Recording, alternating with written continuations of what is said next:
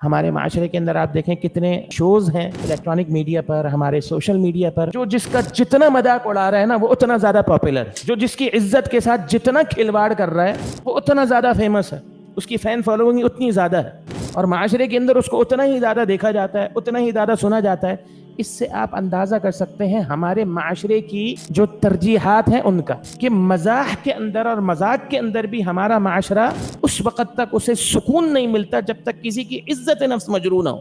پورے ہمارے معاشرے کا ستیہ ناش ہو گیا، یقین جان۔ مذاق اڑانے والا اس کی نیت ہو یا نہ ہو، لیکن اس کا مذاق اڑانا اس بات کا سب سے بڑا ثبوت ہے کہ وہ جس کا مذاق اڑا رہا ہے خود کو اس سے بہتر سمجھ رہا ہے۔ لہذا فرمایا کہ یہ جو بنیاد ہے نا مذاق اڑانے کی، کہ خود کو بہتر سمجھنا، جس کا تم مذاق اڑا رہے ہو اس سے، تمہیں کیا پتا؟ اللہ جانتا ہے کہ مذاق اڑانے والا بہتر ہے یا جس کا مذاق اڑایا جا رہا ہے وہ بہتر ہے۔ ممکن ہے جس کا مذاق اڑایا جا رہا ہو اللہ تعالیٰ کے ہاں اس کا مقام مذاق اڑانے والوں سے کہیں بڑھ کر ہے، اور اگر ایسا ہے تو سمجھ لینا یہ جرم اور زیادہ بڑا ہو جاتا ہے،